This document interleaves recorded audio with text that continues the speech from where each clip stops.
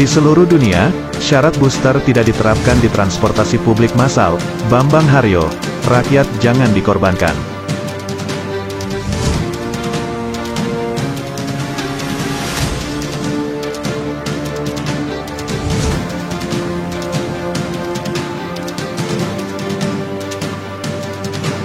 Jakarta, Ketua Harian Masyarakat Transportasi Indonesia, MTI, Bambang Haryo Soekartono, mengkritisi kebijakan pemerintah yang mewajibkan syarat booster bagi para pengguna transportasi publik, sebagaimana merujuk SE, Satgas COVID-19 nomor 21 dan 22 tahun 2022.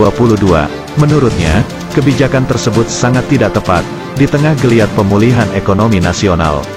Dikatakan mantan Wakil Sekjen MTI Pusat, pengguna transportasi publik massal di Indonesia jumlahnya masih minim, bila dibandingkan dengan transportasi online dan pribadi.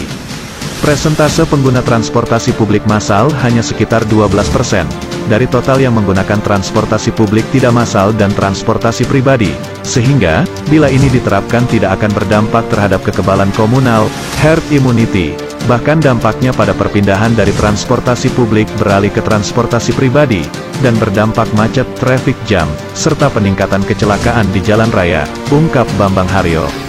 Dijelaskan anggota DPR RI periode tahun 2014 sampai tahun 2019, dari sisi pemborosan, kebutuhan ekonomi masyarakat menjadi bertambah, dan seharusnya pemerintah paham dengan adanya masyarakat menggunakan transportasi pribadi, maka, perpindahan atau pergerakan masyarakat semakin sulit dipantau, dan dikendalikan oleh pemerintah.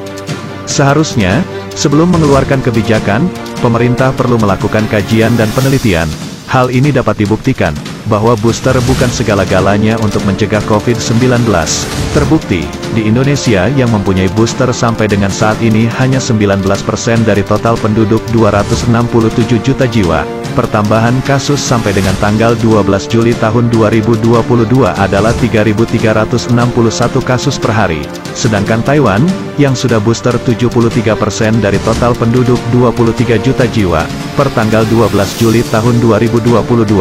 Tambahan kasus sebesar 28.972 kasus per hari. Singapura, yang sudah booster 74% dari 5 juta jiwa penduduk, saat ini ada tambahan kasus sebesar 5.974 kasus per hari, jelas Bambang Haryo. Sambung Bambang Haryo, mantan Ketua Bidang Infrastruktur Kadin Pusat ini, di India, yang boosternya baru 3% dari total penduduk 1,38 miliar jiwa. Pertambahan kasus per hari hanya 13.000 kasus, sedangkan Jerman yang boosternya sudah 69% dari total penduduk 83 juta jiwa. Jumlah pertambahan kasus sebesar 127.000 per hari. Demikian, bila di Indonesia, DKI Jakarta, vaksin 1 dan 2 mendekati 100%, booster sudah lebih dari 40% dari jumlah penduduk 10,56 juta jiwa. Penambahan kasus sebesar 3.584 per hari. Sedangkan Aceh, dosis kedua masih 29% dan booster mendekati 0% dari jumlah penduduk 5,27 juta jiwa. Pertambahan kasus 0, tutur pemilik sapaan akrab BHS. Dikatakan alumni ITS Surabaya ini, hampir seluruh negara di dunia, tidak membutuhkan lagi sertifikat vaksin sebagai persyaratan menggunakan transportasi publik massal dalam negeri. Sebagai contoh, di Jepang, bahkan yang tidak vaksin pun bisa menggunakan transportasi publik dengan tidak ada diskriminasi antara masyarakat yang bervaksin maupun yang tidak bervaksin. Di dua negara, yakni Australia dan Jepang, vaksin tidak menjadi kewajiban. Saya yakin, Menteri Perhubungan mengetahui itu, karena baru 1 bulan yang lalu berkunjung ke Jepang, termasuk saya sendiri. Ada lagi, di Australia juga tidak menggunakan sertifikat vaksin untuk naik transportasi publik massal, dan bahkan pada tanggal 19 Juli tahun 2022, pemerintah Australia membebaskan turis masuk tanpa sertifikat vaksin, bebas sertifikat vaksin, kata BHS. Kembali dilanjutkan anggota Dewan Pakar DPP Partai Gerindra, jumlah negara yang menerapkan wajib vaksin hanya sedikit.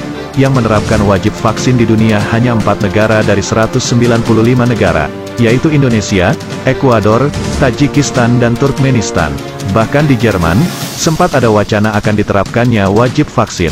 Namun karena banyaknya masyarakat sana yang kontra dengan wacana tersebut, alhasil wacana tersebut dibatalkan. Pemerintah Jerman sangat mendengar keluhan masyarakatnya, beda dengan di Indonesia. Maka, Penerapan penggunaan sertifikat booster yang akan diterapkan pada transportasi publik massal oleh pemerintah pada tanggal 17 Juli tahun 2022, yang tentunya bisa menghancurkan transportasi publik massal dan ekonomi masyarakat. Seyogyanya kebijakan persyaratan booster di transportasi publik dicabut, karena kita butuh transportasi publik massal darat, laut, dan udara yang kuat untuk mengantisipasi negara kepulauan, yang mempunyai jumlah penduduk yang besar, ungkap BHS. Seharusnya, pemerintah tidak menambahkan beban lagi kepada masyarakat dan pelaku usaha transportasi, yang baru membangun ekonominya dari kehancuran akibat kebijakan pemerintah yang berhubungan dengan aturan COVID-19. Tutup BHS.